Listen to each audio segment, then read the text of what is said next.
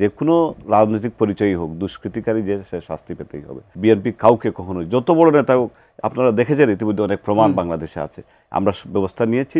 পাশাপাশি এইসব ঘটনা অবিলম্বে বন্ধ করা, এটা দায়িত্ব কিন্তু প্রশাসনের। প্রশাসন যদি অ্যাক্টিভ না হয়, ফাংশনাল না হয়, এইভাবে দুর্বৃত্তরা কিন্তু তারা আরও সুযোগ নেবে। একটা কথা আছে না যে ক্ষুধার জ্বালায় পৃথিবী গদ্যময়, পূর্ণিমার চাঁদ যেন জলসানো রুটি। এই ব্যাপারটা যখন চলে আসে, তখন এরা এই পাথরগুলাকে মনে করে যাই হয় সুখ, আমি এইটাকে তুলে আমরা খাবার খেতে পারি। সামাজিক যোগাযোগ মাধ্যমে সাদা পাথর এটি খুবই আলোচনায় চলে এসছে, এবং সাদা পাথর যেভাবে আসলে কি বল লুটপাট করে নিয়ে যাওয়া হয়েছে ভোলাগঞ্জ এলাকায়, কোম্পানিগঞ্জ এলাকায়, সেখানে এটি একটা খুব মানে ফেসবুকে নানা সমালোচনা হচ্ছে, সারা দেশে এটি নিয়ে কি বলে সমালোচনা হচ্ছে। এদিকে দেখলাম যে যদি সাদা পাথরের ঘটনা উল্লেখ না করেই কোম্পানিগঞ্জ উপজেলা বিএনপির সভাপতি শাহাবুদ্দিনের পদ স্থগিত করেছে বিএনপি। তার বিরুদ্ধে চাঁদাবাজি, দখলবাজি এবং দলীয় নীতি ও আদর্শ বিরোধী কর্মকাণ্ডে জড়িত থাকার অভিযোগ আনা হয়েছে। সব কিছু মিলিয়ে আপনার কাছে মন্তব্য চাইলে যে এমন একটা ঘটনা আপনারা কীভাবে দেখছেন, এবং সেখানে যদি বিএনপির একজন স্থানীয় পর্যায়ের শীর্ষ নেতৃত্ব জড়িত থাকে, সেটা আপনাদের জন্য আসলে কতটা কি বলবো যে ভালো হলো আর কি? ধন্যবাদ। আপনার মাধ্যমে যারা দেখছেন আজকের অনুষ্ঠানটি, আমি সবাইকে স্বাগত জানাচ্ছি। আমি মূল প্রশ্নের উত্তরে চলে যাই। সাদা পাথর একটা ঐতিহ্যবাহী একটা এলাকা, এখানে প্রচুর প্রাকৃতিক একটা সৌন্দর্য ঘেরা পরিবেশ। সেখানে আমরা বিগত 15-16 বছর আমরা দেখেছি যে তৎকালীন আওয়ামী লীগের নেতৃবৃন্দ এই এলাকাকে, ইভেন আমি 5ই আগস্টের আগে বলি, একদিন আমার পত্রিকায় শিরোনাম দেখেছি যে 2 রাতেই সাদা পাথরগুলো চলে গেছে, এইভাবে দেখেছি। 5ই আগস্টের পরেও ওই এলাকার যারা আছেন, যারা দুর্বৃত্ত যারা আছেন, তারা কিন্তু ওই এলাকার ওত পেতে বিভিন্নভাবে, সেখানে কিন্তু দলমত কোনো কিছু নাই। সেখানে ওই এলাকার যারা বাস করে তাদের মধ্যে কিছু বাজে ব্যক্তি আছেন যারা এই কাজগুলো করেছে। মূলত স্বভাবতই সেখানে বিভিন্নভাবে রাজনৈতিক ইন্ধন কিছু না কিছু থাকবেই। আমরা যখনই খবর পেয়েছি, এটার জন্য আমরা অ্যাড্রেস করার চেষ্টা করেছি।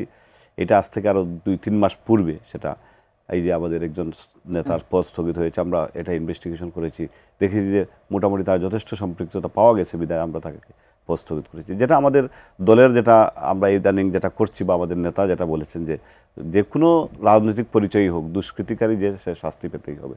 আমরা আমাদের অবস্থান থেকে আমাদের সাংগঠনিক ব্যবস্থা গ্রহণ করব সর্বোচ্চভাবে। আইন প্রয়োগকারী সংস্থা তাদের অবস্থান থেকে তারা দায়িত্ব পালন করবে।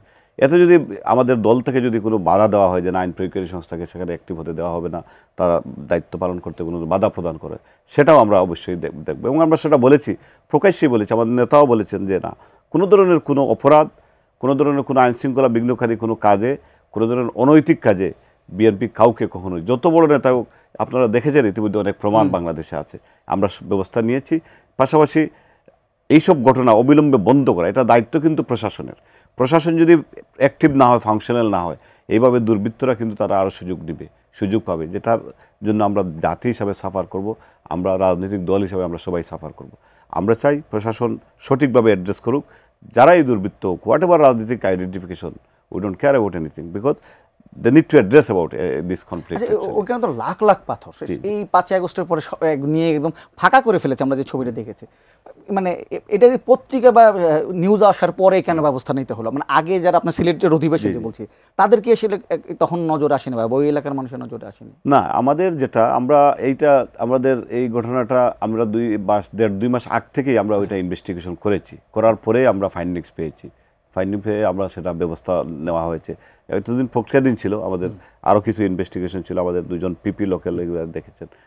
সেটা ডেফিনেটলি এটা অ্যাড্রেস আমরা আগেই করেছি, আরও বেশি করে। শুধু আমরাও অ্যাড্রেস করলে হবে না, এখানে আরও অনেক রাজনৈতিক দলের বা লোকাল শ্রমিকরা এখানে জড়িত আছে। এখানে একটা সমস্যা হচ্ছে কি, লোকাল মেজরিটি শ্রমিকরা, সেখানে কাজের কোনো ক্ষেত্র নাই, তাদের একমাত্র জীবিকা নির্বাহের উপাদান কিন্তু ওই পাথরই। এবং এদের একটা কথা আছে না যে ক্ষুধার জ্বালায় পৃথিবী গদ্যময়, পূর্ণিমার চাঁদ যেন জলসানো রুটি। এই ব্যাপারটা যখন চলে আসে, তখন এরা এই পাথরগুলাকে মনে করে যাই হয় সুখ, আমি এইটাকে তুলে আমরা খাবার খেতে পারি। মানে এইটাই অনেকখানি আমাদের এই এলাকার এই ব্যাপারটার জন্য দায়ী। আমরা প্রশাসনকে আরও বেশি মোর এফেক্টিভ হওয়ার জন্য আমি বিনীতভাবে অনুরোধ জানাচ্ছি। এবং আমরা আমাদের পক্ষ থেকে, আমি যে জেলা বিএনপি, সিলেট জেলা বিএনপি সাধারণ সম্পাদক হিসেবে আমরা পরিষ্কার বসছি, আমাদের নেতাও বলেছেন যে না,